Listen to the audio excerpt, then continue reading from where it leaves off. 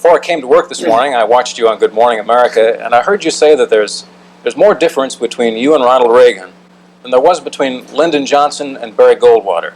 Yes. And then you made 2 references to nuclear war. Now, with your new campaign style in mind, is that not a thinly veiled style of demagoguery? Not at all. A responsibility of a candidate is to do 3 things, basically, Bob. One is to point out your past record and how you dealt with crises, how you kept the nation at peace, how you strengthened military capabilities, strengthened our defense, dealt with challenges. The second thing is to spell out what you're going to do in the future. And the third thing is to point out honestly and frankly the differences between yourself and your opponents. I think on all the major issues, there is a sharp difference between me and Governor Reagan. Every president who has served this country since the Second World War, since Harry Truman, has been strongly in favor of controlling nuclear weapons, having a balance between us and the Soviet Union, tightly controlled, observable from space satellites and otherwise to make sure contracts or agreements or treaties are carried out, and a steady desire to reduce nuclear armaments. Governor Reagan, on the other hand, has called for the abandonment of our nuclear control, armament control treaty. He's called for an arms race as a trump card to be played against the Soviet Union, which means that in the future, this long-standing policy of our country to control nuclear weapons might be very seriously in danger. Also, many countries around the world, like Iraq, for instance, that has a direct threat against Israel in the future or others. We're trying to prevent their having nuclear explosives for themselves with our very strong non-proliferation treaty. Governor Reagan, a radical departure from past presidents and the Congress, says that non-proliferation is none of our business. Governor Reagan, in addition, on domestic issues, has varied widely from the past Republican policies that have been followed by his predecessors. He campaigned around this country against Medicare for older people. That was one of the ways that he first got involved in politics. He says the minimum wage, for instance, has caused more misery and more unemployment than anything since the Great Depression. And he's called unemployment compensation for workers who are temporarily out of jobs, a prepaid vacation for freeloaders. This kind of a sharp distinction between what he stands for and what I stand for on many issues that I could go on listing if we had the time, is very, very important for the people to understand. Let's talk about SALT II for a moment. You withdrew it from Senate consideration after the Soviet invasion of Afghanistan. Okay. If you couldn't pass it then, and you probably could not pass it now, aren't you really in the same position that Governor Reagan is in having to resubmit a new SALT treaty to the Senate? No, not at all. In the first place, it's never been withdrawn. It's on the Senate calendar with a clear understanding between myself and the Democratic and Republican Senate leaders that SALT treaty is to be considered by the Senate. Secondly, we have never tied in arms control agreements with actions by the Soviet Union. The SALT treaty is in our interest on its own. It gives us a way to eliminate 10% of the present Soviet military launchers with nuclear warheads on them. It gives us a guaranteed way to monitor what the Soviets are doing. It gives us a guaranteed way to eliminate literally thousands of weapons that they can build between now and 1985.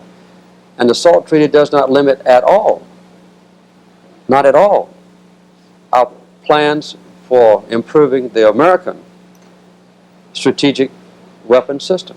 So it's to our advantage all around, and it ought to be passed, and I believe it will be passed. While he was in Orlando this afternoon, the president granted Bob Jordan a private interview. Here is part of that dialogue. You like to evoke the memories of Democratic presidents. Let's try this. In the early 60s, John Kennedy thought a tax cut would be a good idea to stimulate the economy. Ronald Reagan proposes a tax cut, but you don't think it's a good idea. Would you explain? Well, Ronald Reagan's tax cut is radically different from what John Kennedy proposed. Kennedy proposed a tax cut in 1963 that was 100% for increased investment by businesses and industry in better jobs for Americans. My tax proposal for next year to revitalize American industry would more than half be designed to create new jobs for American workers with new plants and new machinery. Ronald Reagan's Kemp Roth proposal is exactly the opposite.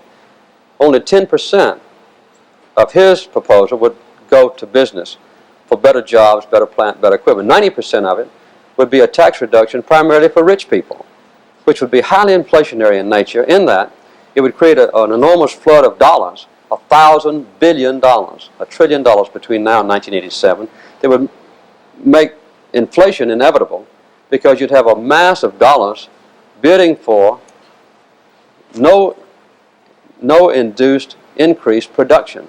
So that is a highly inflationary program that would create enormous deficits, as contrasted to a very sound program that John Kennedy put in effect in '63 to encourage investment, mirrored pretty substantially about what I proposed.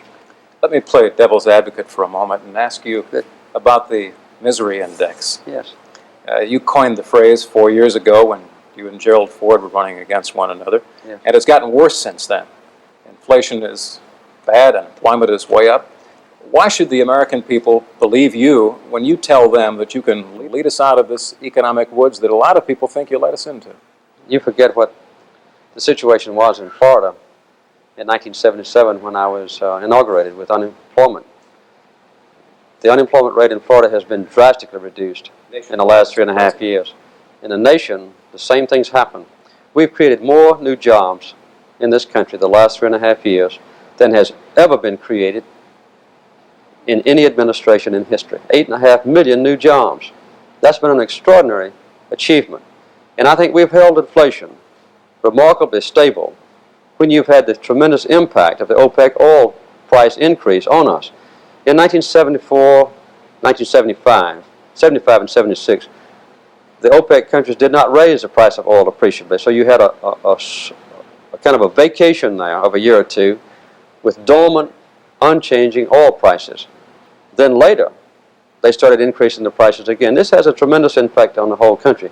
I'm not trying to excuse a high inflation rate and a high unemployment rate in some areas, but the achievements in spite of these economic shocks have been gratifying to me, and we'll do better in the future if we can maintain the commitments, the programs, and the relative stability in OPEC price increases that I expect. One last very quick question. Will there be a debate, and do you think it'll be the deciding factor in this election? I think there will be a debate. I have accepted 6 or 8 invitations to debate Governor Reagan on a 2-man basis.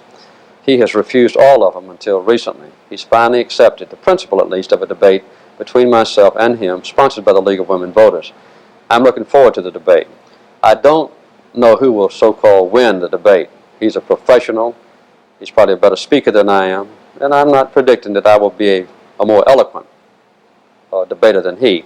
But I think the debate will serve a very useful purpose in letting the American people see again, with both of us on the television screen, the sharp differences between us on basic principle, commitments on domestic affairs, and international affairs, which also are very important. Mr. President, thank you very much. I enjoyed it.